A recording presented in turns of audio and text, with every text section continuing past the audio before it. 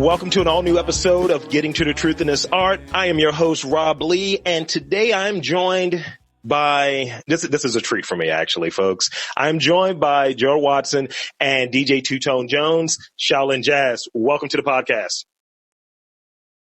Yo, peace. Thanks for having us. Yes. Yeah, for those who are undipped, we talked a little bit before I hit the record button, the little red circle or what have you. And I was just talking about like you guys, I came across you guys like a while back, but it was just like out of serendipity that January, I watched the whole state of Baltimore thing, our whole political race here. And then I got tickets to the Creative Alliance thing. And I was like, all right, so I guess I'm going there. And it was the whole playoffs night and all of this stuff. And I was like, I'm being a bad Baltimorean, but I definitely came to the show wearing my leather kimono, and that's what I was doing that night. So, you guys are doing a combination of things that I dig, but I'm going to let, one of you guys, describe what you guys do. What is Shaolin Jazz? Put people on, let them know what's good. Oh, wow. You want to get this? So I'll start with the first step. So Shaolin, Shaolin Jazz. What we do is, and who we are is, we create events and content that highlight the parallels between hip hop, jazz, and martial arts. And so we do that through a range of content from graphic design, posters and things of that nature. Let's say anything digital and even apparel, to events which range from lectures where we discuss the parallels between hip hop and jazz, as well as live music events where we're have a DJ leading a live band who are playing tracks from music that we created, which is where Shaolin Jazz really comes from, which is a mixtape where we've used Wu-Tang acapellas and jazz instrumentals. So there's the live performance side of Shaolin Jazz, and then there's also the event that you came to, which is an event called Can I Kick It, where we fuse cult classic martial arts movies with live music via a DJ. And so, Two-Tone, you can go from there. Yeah, I mean, it's pretty. It's pretty much it in a nutshell. I mean, it like you said, it all stemmed from like a mixtape concept that Gerald hit me up about, and we basically started executing from there back in 2011, I believe. Yeah, so almost 10 years, and more recently. Of all the different engagements we do, that the Can I Kick It one is definitely like the one that is really come to the forefront in a lot of what we do. And it's as you got a chance to witness, it's just a kind of a unique movie experience where you're still, and I guess to kind of elaborate a little bit more on what Gerald said in terms of with the live music added to it, it's not just a movie playing and then the DJ spinning and then that's it. But it's an actual live scoring experience where you still follow the dialogue in the film and what's going on in the film. And it's not, the music doesn't completely overtake anything, but it really just is a remixed live score done, through turntables basically. And through it, it's cool because we found over time doing these films beyond just the simple, notion of hey, it'd be cool to have some dope hip hop music when these dudes are fighting, doing this martial arts stuff. But then, we've gotten kind of deeper with it to where it's even beyond the fighting, how can we find different music or use different songs or different instrumentals and sounds to further accentuate or pull out different things that are going on in each scene based on what's going on in each scene. So, touching on the themes of what's going on through the music itself and matching those things. So, whether it's a club scene, or a party scene in a martial arts film, and then, we pair with some, some bad boy party music or something like that, or, or whether it's, some staff sword fighting, and we're using some, some Wu-Tang stuff that's hitting on that with the martial arts samples. Like, we truly try to kind of match everything with the music. So really cool experience. It's definitely taken Shaolin Jazz, up a notch with all we do. But as Gerald mentioned, I mean, Can I Kick It is still just one of several things we do, under the brand of Shaolin Jazz. That's dope. Like, and going there, like, I like to watch, almost like go back and kind of watch these cult classic films. These, we're going to do a viewing. I like that. And that's what I got out of it. But in going to Can I Kick It, it was just like, yeah, this is with better music. This is with like something that kind of works better. And, as a person that when I'm watching something, I like to be informed. So I'm like, all right, I know this sample. I know this song. Oh, who's this person? And I'm just finding myself doing that, but kind of in those breaks and those intermissions. So yeah, it's definitely a great experience. And I would recommend anybody check you guys out, whether you have the online component to it now, or, once we get back to some degree of normalcy. But in that, I kind of maybe buried the lead a little bit with that. But in what ways has, like, what you guys do, your business, your brand, how has that changed your creative product rather, during COVID? How's that changed? Well, I mean, we are digital now. I mean, traditionally, like all of our engagements, they're live engagements. We certainly enjoy those, and we've been doing those since, and Two-Tone and I have been longtime friends and collaborators, business partners for a while. So we've conducted a variety of engagements, a lot of art shows, a lot of music engagements, just a lot of, so we're used to working in that space. And with COVID, you obviously have to adapt to the situation. And, fortunately, what we do can live in a digital space. So, now the event just comes to stream, or comes home, or comes to your home rather. So that is, it's obviously a bit different because, the crowd engagement, is maybe via chat. But, sure. It's us being able to, nonetheless fulfill the kind of, continue to conduct our engagements, nonetheless. I mean, it's, we would love to, and we're certainly looking forward to, getting back out there. But, as long as we can still do them, that becomes the most important thing. And, because there is so much, we're getting, so much news by the second, and we're trying to figure out, what kind of mask to get, what kind of food to eat, stay away from this, stay away from. So There's a lot that we're being hit with every day, right? And so, we need these outlets. People, need these outlets. And so, and us as creatives, we also need outlets of our own in terms of us being able to use our platform as an outlet to continue what we're doing. So that becomes, one of the, important things in terms of just how COVID hits. Okay. Yeah. Like, a lot of businesses have run into it. And I think, like, we all have to cope with what this is now and how it's being rolled out and how it's affecting people's different lives, let alone their businesses. And the thing that I appreciate when brands, when companies, they can find a way to pivot. Like, I know a lot of restaurants and so on, and they're being hit extremely hard because it's definitely, if you got a certain amount of seats and you can't fill those seats, then it changes everything that you're going to do. So seeing places turn their thing into a bottle shop, and ultimately it's like, how can you take whatever your product is and bring it home? And definitely seeing the option of maybe, a Shaolin Jazz VOD or something along those lines. It's good to hear that you guys found that pivot. And you guys are doing that pivot and just see it and not being stubborn. Like, some people are like stubborn. It's like, I'm only going to do it in person and everything else be damned. It's like, what? How?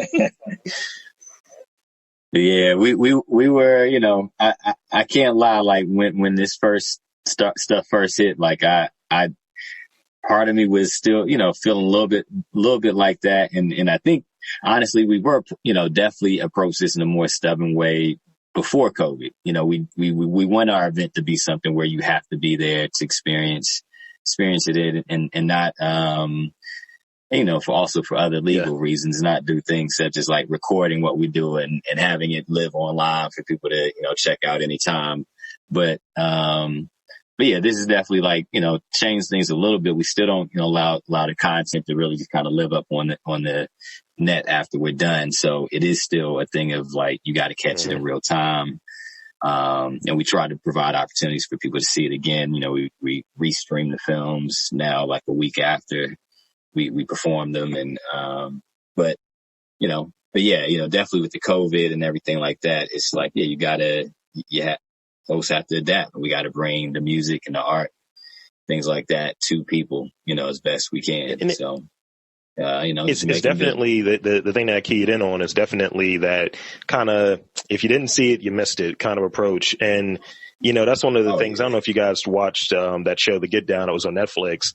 But I just remember the way that they showed, what was it, maybe Cool Herc or what have you? It's like, or it was either Cool Herc or Grandmaster Flash, but it's like, yo, I don't do tapes. Like, don't record my thing or what have you. Like, if you were there, you got it when you were there. No. That was a thing from that to, you know, them covering, you know, their albums so people couldn't see, you know, the artists and all that. And that was definitely you know, that idea, especially like originality, is important because, you know, that's your signature in a sense. It helps to define who you are. Just like with jazz, you know, and something that we talk about with jazz, you know, original style is so very important. So, you know, it's cool that, you know, it's funny that you mentioned that because when the show came out, people were like, you know, for sure hitting us up like, have you seen the show? And Shaolin's fantastic and all this other type stuff. And, I was like, nah, I definitely. And so it's a great show, but it was great that, you know, there are all these and people can see like that relationship between martial arts and hip hop, even in that format. Absolutely. So, you know, kind of a bit off topic from where you started from, but it, you know, it's just kind of cool and seeing that drop. So too bad Netflix. I don't know what happened with that. Why they said it was expensive, man. Oh, that's what it was. Yeah, apparently it was a money thing, and that's why part of the delay happened with that second half. And you know, it was just disappointing because you know, you like to see it. Like my girl is from New York and she's in her 40s, and she was like, I lived through this, and I'm like, all right, cool. And it was definitely one of those kind of bonding experiences. And she was just like, man, I'm pulling out the crates. I'm pulling out these old tracks, listening to some of the stuff in there, at least the vibes that were presented in it. So let's get back to, let's see, I got this question here. A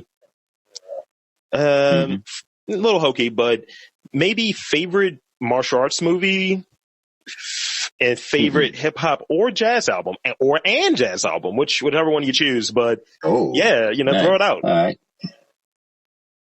Or some of your favorites. It doesn't have to be like my number one. Yeah, it's that's always there's never one answer fits all for this kind of thing. But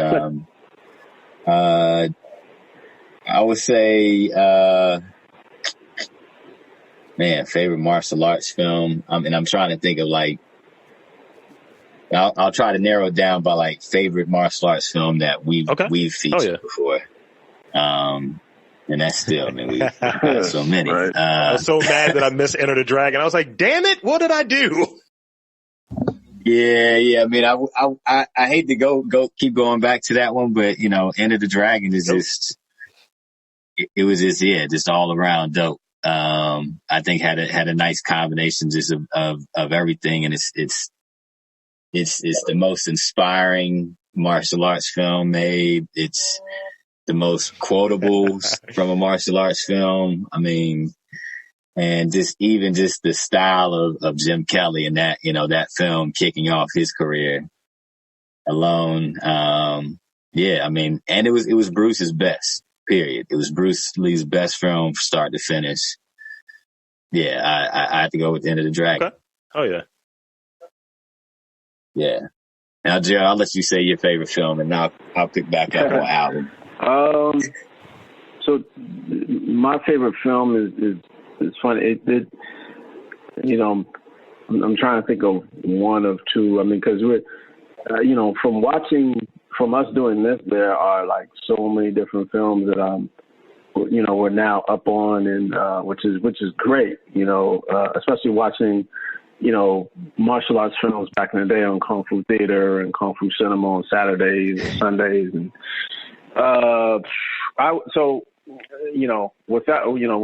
without going into more, I'll say Revenge of the Ninja. It's this filmatic late 80s ninja film. Until this is when right when this popped off, it was like everybody wanted to be a ninja for Halloween forever. It was that. So that's when the ninja craze jumped off. This movie was led that charge. I'll say that. So really, really cool film. I definitely recommend it. It was just on last night too. It was just on last night. Nice. Yeah, man. So Revenge of the Ninja, Shoga Shogi is the star of that film. He's actually a really super accomplished martial artist and filmmaker, I should say. So there's a bunch of Into the Ninja, Revenge of the Ninja, and there's a whole series of these ninja films that he put out. So that would be my favorite martial arts film. So and then go ahead. Oh yeah. Shoot. Album, I guess hopping back to albums. I know it's a hard one. It's a hard one. Maybe something that might complement Enter the Dragon, or maybe complement that movie choice. I don't know. Somewhat. I'll say one I can kind of give you is this is my favorite soundtrack of all time, and one of my favorite albums is Curtis Mayfield, Superfly. That's my favorite. That's a heavy hitter. Yeah. It's like that was my first love in terms of a movie soundtrack from back in the day. But yeah, man, that joint, you can't tell me nothing about that album, man. It's every track, every single track. So yeah, I'll stick with that one. Word. Albums for me, I gotta take it to my guys, man. De La Soul, 3 Feet High and Rising.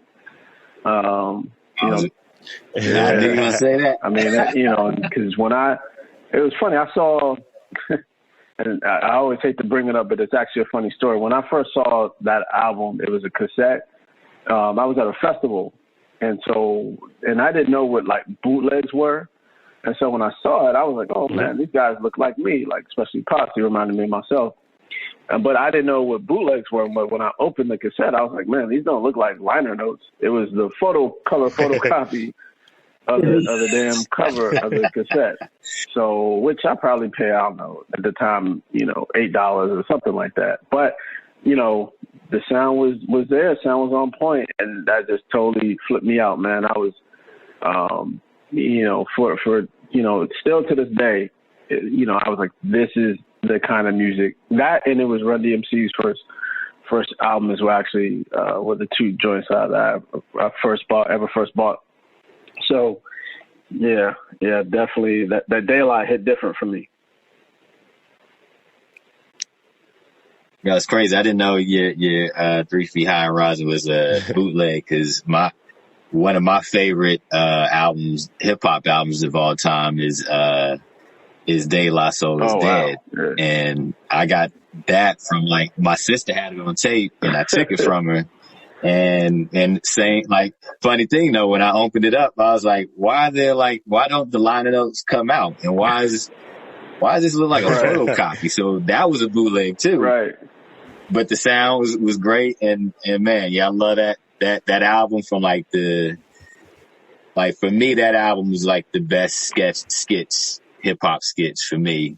or like the pinnacle of like hip hop skits and comedy with the skits and sketches and interludes. De La Soul is Dead is like, that to me is a blueprint, a masterpiece of like a hip hop album in terms of songs, interludes, and skits. That's De La Soul is Dead for me. So, okay. Yeah. I'd be remiss if I didn't try to establish, since the crux of the show, as I kind of explained a little bit earlier, is that just highlighting artists and that have a connection to either Baltimore or DMV or what have you. So do you guys have a connection to Baltimore or the DMV? Outside of maybe doing shows in this area, what is your connection? Oh yeah, I got one. Definitely strong one. So my father is born and raised in Baltimore. And so I grew up, even though I'm originally from Charlotte, North Carolina, I grew up going to Baltimore to visit grandparents and other family every year, every summer. So like I grew up going to the harbor, having crabs. They lived, outside of the city, but near this golf course, Carroll Park. And yeah, literally right across the street. So we used to just like walk, go in the backyard, walk across the street, and we were on the course. And we, that's like my early beginnings of playing golf as well. But, so my dad's side of the family, from B-More. And then, I just happened to move up to DC, after college. And I've kind of been stuck in the area ever since. So, I love being more though. Yeah, man. We love being out there. I think it's a unique place. And we draw like almost a proving ground in some ways. I think we draw in like unique talent. And, I think the thing that people like, at least creators, there's a lot of people that come into Baltimore, even though like I find like a lot of times Baltimore really doesn't get the acknowledgement for some of the things that are here, certain scenes that are here, food scene, the art scene, and so on. And, I think like people come up here and the real people know, like the people who are in it, they get it. It's like, you kind of got to pass these tests in Baltimore because they're not about BS. And I think that's what like artists appreciate and creatives appreciate. And that's why it's like, if I can make it here, they say New York all the time, but if I can make it here, I can make it, anywhere else. So I think that's a piece of it. Mm-hmm. Yeah, most definitely. Yeah, Baltimore, man, has this a great vibe, man. It's a great art scene. I've always loved the vibe. Yeah, it's a great art scene. In some ways, it reminds me of Philly.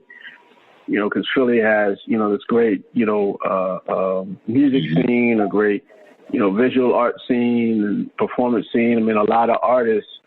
And being from DC, there's certain artists that would go to Baltimore first before they come to DC or wouldn't come to DC, just because they couldn't get the kinds of shows that they were getting in Baltimore. And so that's, spots like Sonar that used to just pop and just we would drive over, or drive up rather, just because there's so many shows. It's just like, you're not going to see Peanut Butter Wolf in DC, but you'll see him in Baltimore, 6 times out the year or something like that. So, it's always been like, that kind of spot, for me, and just, early on, just my connection is that, but then also, younger still, the power plant, that was, that spot to go to. It was like almost like an indoor amusement park of sorts, just all kinds of activities, really cool things that were popping off up in the power plant. It's almost like if Sharper Image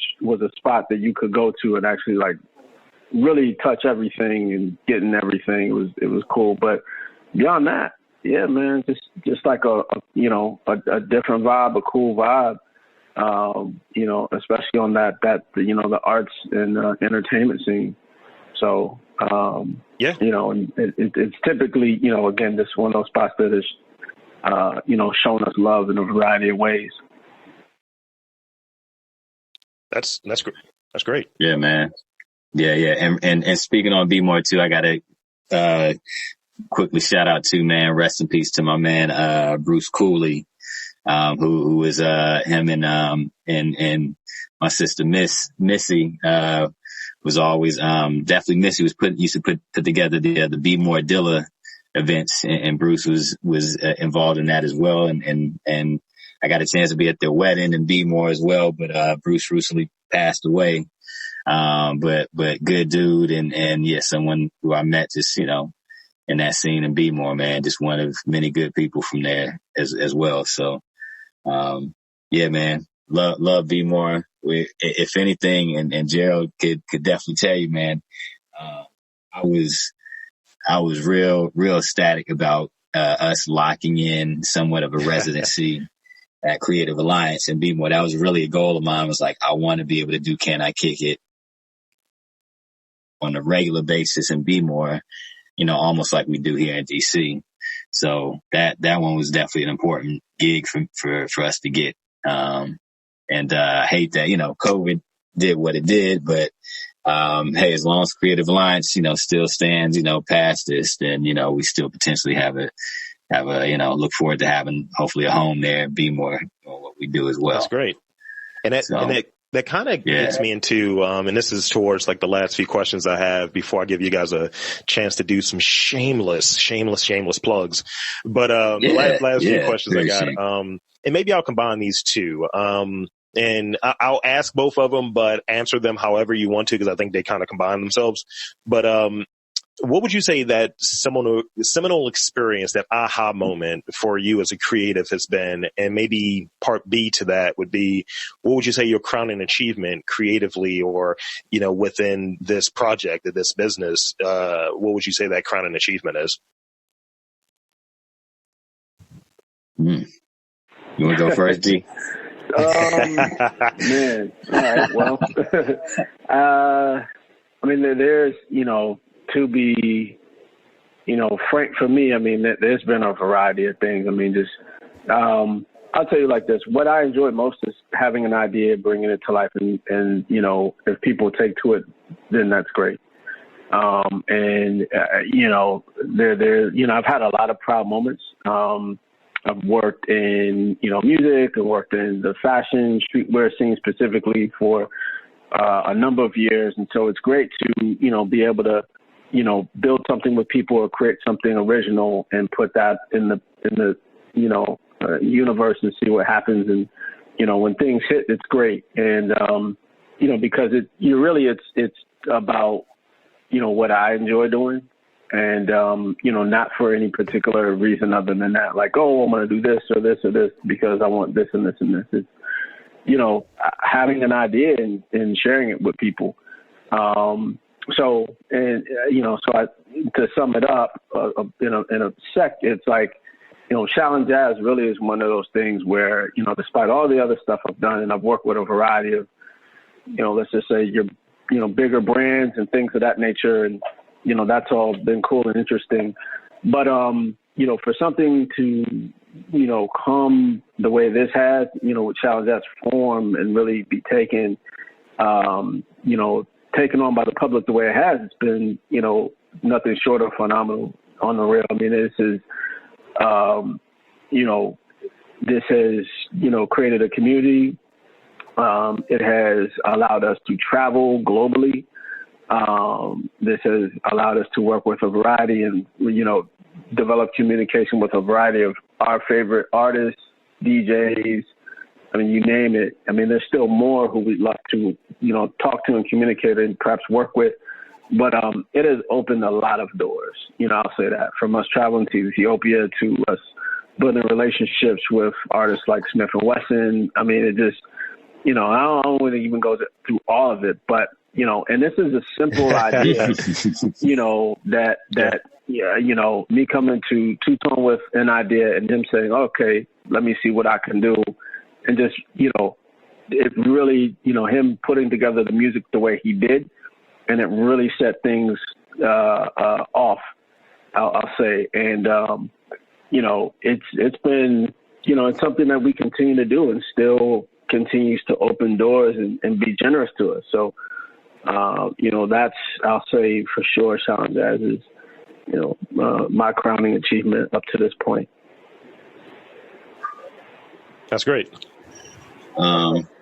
Yeah. And I guess to add on, I would say, you know, in terms of an aha moment for me, in my life, so to speak, or what I do, was really, I guess it wasn't a specific moment more so than just the evolution of this over time, but, me getting into DJing, was something for me, was like an aha thing in terms of, I almost feel like finding my comfort zone, finding like what something I felt more confident than anything else that I had tried up to that point.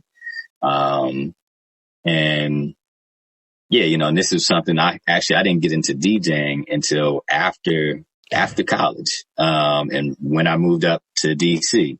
So I moved up to DC in 2001, and started grad school up here, which is pretty much why I came to the area. And as a hobby, I picked it up and just kind of taught myself and just kind of went from there and just naturally just got into it. And it was just, again, something that really built my confidence in terms of even just how I interacted with folks, to having this sense of like, knowing that like I can do, I can kind of work myself in these spaces, just as well as like anybody else. And to some degree, in more ways than some other folks. So I just kind of over time, DJing really got me into a lot of things, and I've been able to get into a lot of things because of DJing. And so, I take pride in not only being able to like, hey, I can, play a few records at a lounge or at a party, but I can perform on stage with an artist. I can perform in a band with musicians, and, I can improvise just like they do, or I can teach this, or I can use this as a point of reference for like doing a lecture at a university, or, so it's just, and then, hey, I can create mixtapes. I can do a little bit of blends and production. So there's, so much, I've kind of like, just dove into and just has become a part of who I am is because of DJing. And that led, inevitably, me getting into DJing is just one of those things that led me to, connecting with Gerald and meeting Gerald some time ago, not long after I got to DC and got into DJing, and then just us over time working together, that, in terms of just the, a highlight of my career, kind of, just one of the greatest things is definitely, I say just like Gerald, Shaolin Jazz, of everything I've done DJ wise or DJ related. This is meant the most to me. This is like done the most for me. And it's really, it has definitely allowed me to check off, certain things that I've wanted to accomplish as a DJ that, for most of my career, I kind of saw it as like, hey, my goal is to travel as a DJ. And, I think most DJs kind of see that as like, or some ways I saw it as like, if I could just get on tour with somebody, or if I can be somebody's tour DJ and they can take me around, boom. And even, that never really happened for me the way that I thought it would or hoped it would, despite all that I accomplished. But Shaolin Jazz is basically done that for me. So yeah, like Gerald said, we've gone out of the country, once or twice. And we've gone to so many different places in this country that I never thought would, right. Towns I never heard of before and I love it. I love going to the big cities, and I love going to the small, spec town, highway exit size towns or whatever else, college towns. I mean, it's something that's different and new, but it's, man, experiences that, that I've cherished, and I won't say I will never forget, because at this point we have gone to so many different colleges and different places that sometimes I do have to get reminded of like certain trips that we've been on. But yeah, man, it's like I said, it's Shaolin Jazz. We to be able to, to be able to say from a mixtape concept off of Wu-Tang and jazz music, we've gotten on stage in front of a sold out audience at the Kennedy Center. We've been in the embassy and, in Ethiopia with delegates and representatives from the U.S. and from Ethiopia, and perform with, jazz musicians from over there, to doing stuff with Smithsonians and lecturing to colleges and universities. Like, I have fun saying it sometimes when we're at a lecture, being able to say like, yo, it's crazy that I get to like reference Old Dirty Bastard to you all in an intellectual setting. And on the slide, get paid for it too, So, I love it, man. And it's all based off, like Gerald said, it's stuff we like, man, stuff we're into. I'm a hip hop head. I'm a music lover. I like Kung Fu flicks, growing up watching that stuff or what have you. So being able to fuse all of this as creatively as we can is man, it's fun. I mean, it's definitely work, of course, with whatever you try to do as a career, but, man, I can't, I wouldn't ask for anything different. The hurdles aren't that much of the kinds of hurdles at the end of the day. Yeah, compared to what we accomplished, it's, man, I'll take those hurdles. Oh yeah, the technical difficulties and the customs issues and all that. I'll take all of it. Yeah, that's like, and I've been podcasting for 11 years. I just hit my 300th episode of one of my shows. Thank you, thank you. Getting of it and kind of having that. Thank you. And kind of having that same, like, I'm hearing it and I'm like, that sounds very familiar. Like Tito, that sounds very familiar to like my reasoning for getting into it. I always tell people like Albert Hainsworth is the reason why I started podcasting. And they're like, what are you talking about? It's like, he got a huge contract the day that I put a mic on. And I was like, I'm fat. I can take up space. Let me be a person on the defunct Washington team. And, and I was just like, just having my, snarky opinion on current events. And I was like, I want to talk about things that interest me. I want to talk about things that I like. And it's afforded me the opportunity to kind of dive back into stuff that I did as a kid. One goofy idea I had of like cats as lawyers, I turned it into a comic book, and that was a podcast conversation. So, oh, wow. Definitely being able to take something and say, I'm going to remix this and I'm going to do something else with it is definitely inspiring. Is definitely, I just like what I heard there, and I just wanted to share that with you. And that's hip hop at the end of the day, man. Taking stuff and remixing it and representing it, repackaging it, and revisiting it in certain ways, man. That's I pride myself on being subversive, irreverent, and just DIY.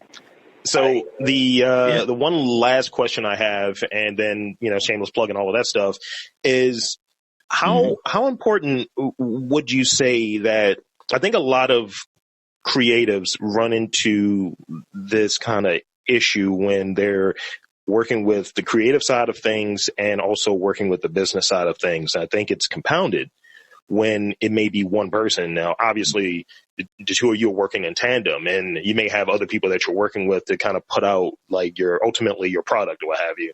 So what are your thoughts on like the convergence of business and creativity, how those things can work in tandem? Well, I think it just, go ahead. Tuto, go ahead. No, you go ahead. I was just good. Okay. I'll say it real. You go ahead. Flip a coin. Nah, I'll say something real quick. I'll just say this real quick. Business, as a creative, if you want, your whatever you do creatively to be, something that, puts food on the table for yourself, then, business, you have to understand business goes along with this. And the more that you're on top of your business, and consistent with that, the more you allow yourself the opportunity to use your creativity to, again, provide for yourself. But know that, you have to be on top of your business in different ways. And unfortunately that sometimes, means that you have to, even as you're creating, sometimes you have to be mindful of how, whatever you do leads to or set yourself up for, making money or, providing different resources or opportunities for yourself. Not to say you got to like compromise all the time or anything like that, but do know that, you know, it's not always going to be black and white sometimes too, when it comes to, you know, you doing everything that you want to exactly how you want to and not having to worry about other things or, you know, you have to, you know, I learned early on as a DJ, and then this, you know, nobody told me this or anything. Of course, I was getting into this as a hobby, but, I learned kind of early on, like in order to really do this, to be a DJ, to be able to go out and perform at places, different clubs and lounges or whatever else, get in spaces. I got to promote myself. I got to be my manager. I got to be my marketer. Like, you know, if I have flyers for an event, I got to be the one out in the street, you know, handing those out. Sometimes I got to be the one hitting the cars. Like, you know, I mean, I'm kind of happy for the more of the digital age and people, you know, getting their stuff on Instagram or whatever else. But, you know, yeah, you know, I definitely put that time in.